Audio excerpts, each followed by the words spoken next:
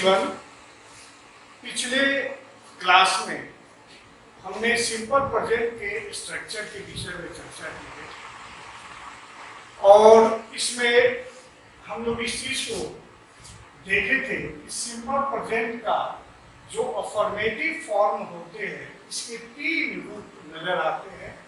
Subject plus V1, V5, subject plus is am plus noun या adjective, subject plus has है plus noun. ये तीन रूप आते हैं। जैसे कि मान लीजिए दिया है ही स्विम्स, ये V5 देख रहे हैं, सिंपल प्रेजेंट है। दे स्विम, हमने क्लियर किया है कि कहाँ V1 लगाएंगे, कहाँ V5 लगाएंगे, ये V5 और ये V1। फिर देखें कि he is a teacher, देख रहे हैं कि ये subject plus is plus teacher noun हो गया। फिर he has a car, यहाँ has verb, he subject car, यानी कि तीन फॉर्म। लेकिन अब प्रश्न ये उठता है कि आखिर इस टेंस का हम क्यों अध्ययन करते हैं? तो जैसा कि हमने क्लियर किया था कि जो एक्शन वर्ब होते हैं वह एक्शन वर्ब का, गौर से समझेंगे इसको, एक्शन वर्ब के तीन फॉर्म होते हैं। टेंस के आधार पर इसके तीन यूज दर्शाया जाता है। एक कुछ ऐसे एक्शन वर्ब होते हैं जो पास्ट टाइम में घटित होते हैं, कुछ ऐसे एक्शन वर्ब होते हैं जो इमीडिएट प्रेजेंट, तत्कालिक प्रेजेंट यानी इस समय वर्तमान में होते हैं, और कुछ ऐसे वर्ब होते हैं जिसको फ्यूचर टाइम में देख दिया जाता है। फ्यूचर के एक्शन को दर्शाने के लिए, फिर प्रेजेंट के एक्शन को दर्शाने के लिए और पास्ट के एक्शन। हमने बताया था कि सिंपल प्रेजेंट एक ऐसा टेंस माने जाते हैं जिसमें जो एक्शन वर्ब का जो टाइम फैक्टर होते हैं वह पास्ट को भी डिनोट करते हैं, प्रेजेंट को भी डिनोट करते हैं और फ्यूचर को भी डिनोट करते हैं। तो ऐसा कौन ऐसा कंडीशंस है जिसमें ये तीनों सेक्शन यूज होते हैं? तो इसके लिए हम लोग सिंपल प्रेजेंट के यूज क्यों किया जाता है, इसका प्रयोग करने का क्या उद्देश्य है, इसको क्लियर करना जरूरी है। तो हम लोग देखें सिंपल प्रेजेंट, कहाँ सिंपल प्रेजेंट का यूज किया जाता है, क्यों इस टेंस का यूज किया जाता है, किस तरह के भाव को व्यक्त करने के लिए। तो पहला कि simple sentence is used to express the sense of universal truth. यहाँ देखें, जो भी यूनिवर्सल ट्रूथ होते हैं, जो सर्वव्यापी सत्य होते हैं, उस वाक्य को हमेशा सिंपल प्रेजेंट में रखा जाता है। और एक चीज और हमने क्लियर किया था, आपको याद होगा, वी वर्ब में इज, आर, एन, वाज, वर, ये बी और सिंपल प्रेजेंट में सिर्फ इज़/एम का ही प्रयोग करते हैं बी वर्ब के अंदर।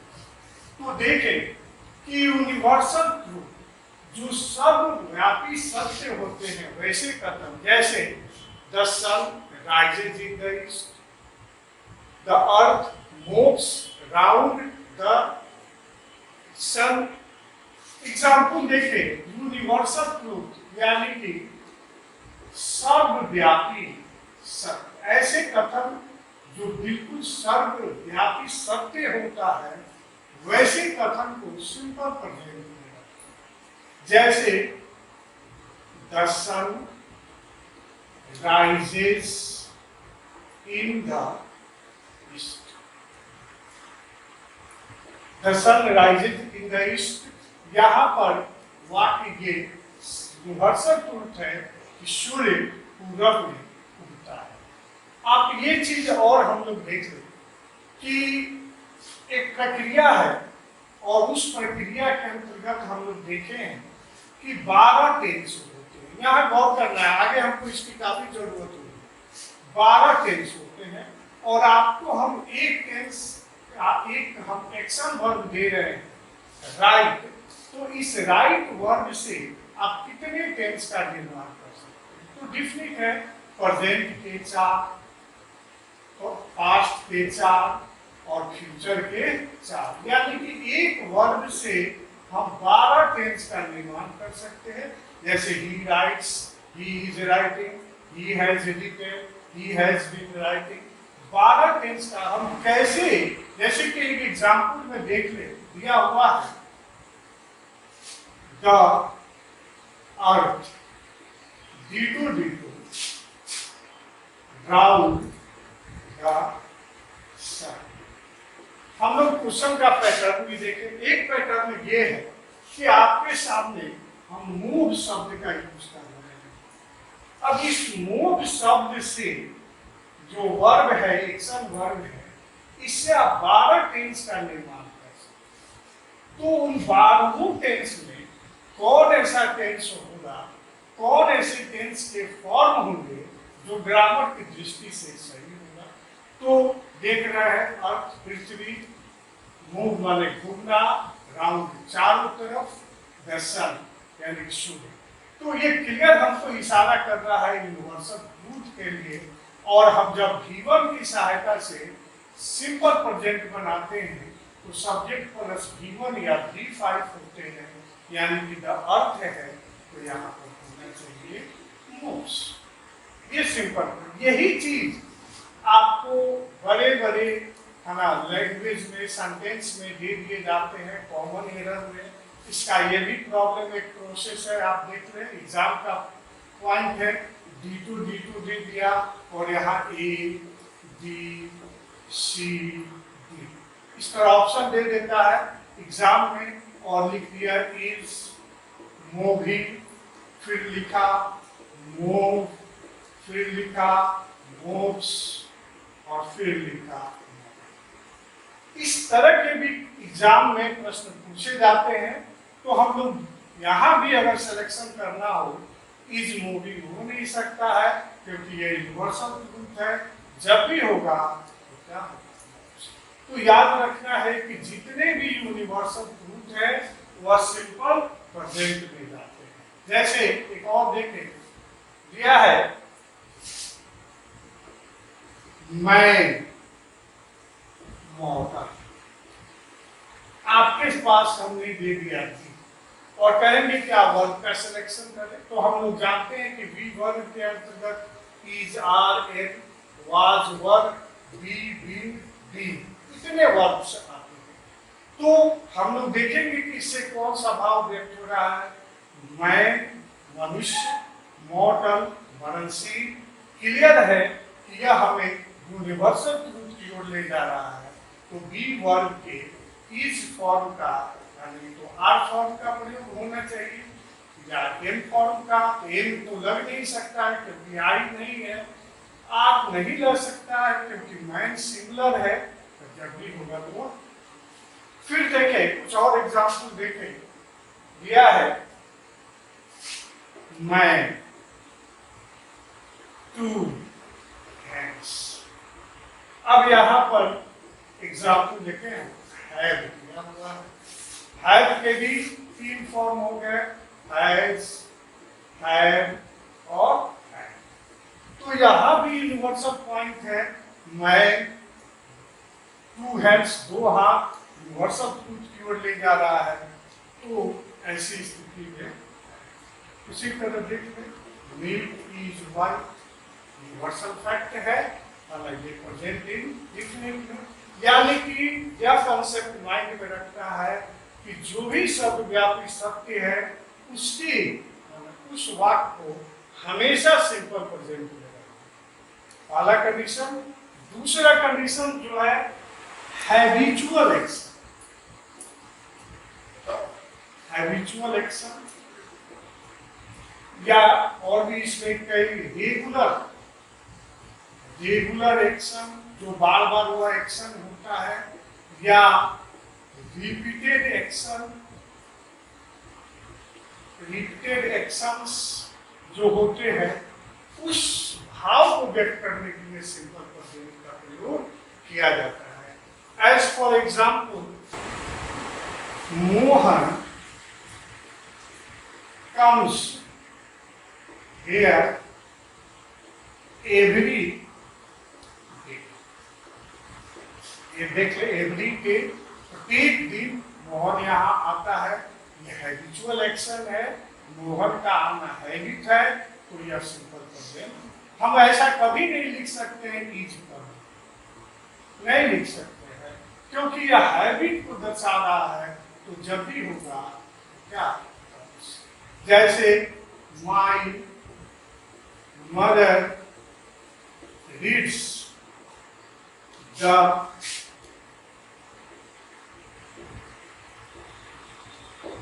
रामायण, ये दिया हुआ है, यह डिफिनिट है कि यह जो है रेगुलर एक्शन है। तो ऐसी स्थिति में इसको सिंपल प्रेजेंट में रखा जाएगा। और भी बहुत सारे एग्जाम्पल्स हैं, जैसे ही always speaks the truth। तो ये सिंपल प्रेजेंट में आप, लेकिन अब हम लोग को देखना है कि कौन कौन से ऐसे टाइम एक्सप्रेसिंग वर्ड्स हैं जो हैबिचुअल एक्शंस, रेगुलर एक्शन या रिपीटेड एक्शंस को व्यक्त करते हैं। इसको याद रखना बहुत जरूरी है, क्योंकि बहुत सारे एग्जाम में उससे संबंधित क्वेश्चंस आते हैं। जैसे टाइम एक्सप्रेसिंग वर्ड्स, इस टेंस के लिए सिंपल, आप बिल्कुल इसको याद कर ले। जैसे देखते जाए, always, daily, usually, sometimes, rarely, had, been to, ali, generally,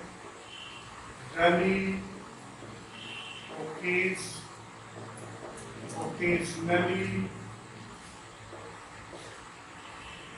often, seldom। इसके अलावा ड्यूरिंग, यहां देखिए एक पॉइंट दिया है, वंस ए डे। बहुत सारे जगहों पर इस तरह की कॉमन एरर पूछी जाती है। वंस अ डे यह सही माना जाता है, कभी भी वंस इन अ डे ये नहीं लिखा जाता। इसका मतलब है दिन में एक बार। अगर हो दिन है दिन, और मंथ भी हो सकता है, यानी कि माह में एक बार। अगर हो ट्वाइस और कभी भी ट्वाइस इन अ डे नहीं हो सकता है, गलत है। अब हो कि माह में 3 बार, तो थ्राइस और यहां भी इन अ मंथ नहीं है। लेकिन अगर हो 4 बार, 5 बार, 6 बार, 7 बार, 10 बार, जितना भी इसके बाद हो, जैसे 4 टाइम्स और यानी माह में 4 बार, 10 टाइम्स और ईयर यानी वर्ष में 10 बार। ये जितने भी पॉइंट है ये सब सिंपल प्रेजेंट में यूज होते हैं। अधिकांशतः ड्यूरिंग को भी सिंपल प्रेजेंट। इसके अलावा एवरी डे, प्रत्येक दिन, every month, ditto, every year, ये सिंपल प्रेजेंट में इसका यूज किया जाता है। एवरी संडे, मंडे, वीटू,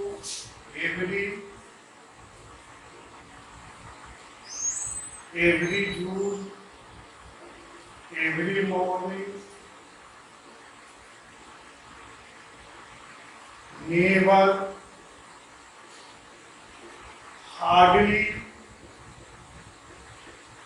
ये जितने भी टाइम एक्सप्रेसिंग वर्ड्स हैं वो सिंपल प्रेजेंट में आते हैं। हाँ, एक दो ऐसे हैं जो अन्य टेंस में भी आएंगे, ये 4 है। ये ऑफन और सेल्डम, ये प्रेजेंट परफेक्ट में भी आते हैं। बाकी जितने भी टाइम एक्सप्रेसिंग वर्ड्स हैं उनका प्रयोग सिंपल प्रेजेंट में किया जाता है। तो हम लोग देखें कि कौन कौन से टाइम एक्सप्रेसिंग वर्ड्स हैं जिनका प्रयोग सिंपल प्रेजेंट में किया जाता है। अब कुछ एग्जाम्पल से हम लोग इसको क्लियर करें। जैसे दिया है, John is coming here sometimes. अब ये बताएं कि ये बात गलत है कि सही। ये बिल्कुल गलत है, क्योंकि सम टाइम्स ये जो है रिपीटेड एक्शन को डिनोट करता है। तो जो रिपीटेड एक्शंस है, तो इज कमिंग ये प्रेजेंट कंटिन्यूअस का रूप है, तो हमारा ये गलत हो गया। ऐसी स्थिति में हम लोग को लिखना है जॉन कम्स हियर सम। जैसे और भी बहुत सारे एक्शन हैं, जैसे ही ऑलवेज हेल्प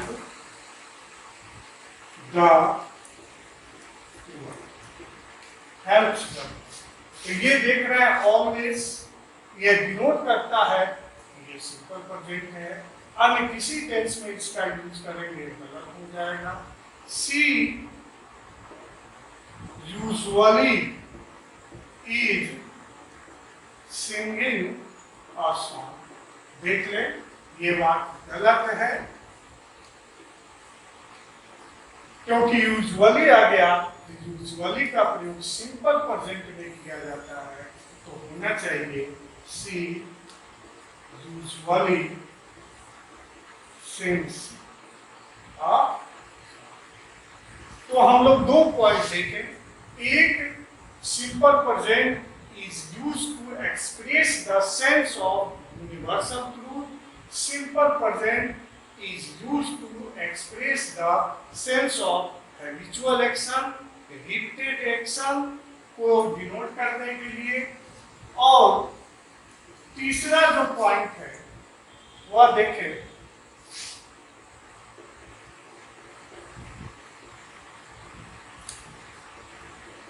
अर्थमेटिक फैक्ट्स, जो भी अंकगणितीय सच्चाई होती है उसको व्यक्त करने के लिए सिंपल प्रेजेंट का यूज करते हैं। जैसे देख ले, 5 and 5 D2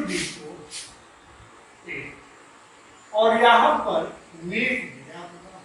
तो हम जानते हैं कि इस मेक वर्ड से अब 12 टेंस का निर्माण कर सकते हैं। तो सिलेक्शन करना है कि कैसे हम सेलेक्ट करेंगे कि यह किस टेंस में जाएगा। तो देख रहे हैं 5 and 5 मेक 10, यानी 5 और 5 से 10 बनते हैं। ये अर्थमेटिक फैक्ट है, अंकगणितीय सच्चाई है, सिंपल प्रेजेंट में जाएगा और इसके साथ हमेशा सिंगुलर वर्ब लगेगा। नेक्स्ट, इसको इस तरह भी लिख सकते हैं, 5 and 5 is 10। तो यहाँ पर देख लिए कि ये सिंपल प्रेजेंट में 10 times 10 is 100।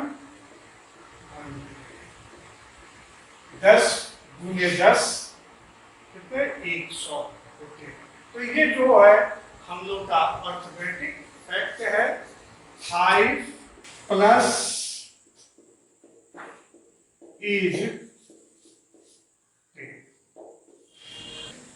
तो पहला हम लोग का हो गया यूनिवर्सल ट्रूथ, दूसरा हैबिचुअल एक्शन, तीसरा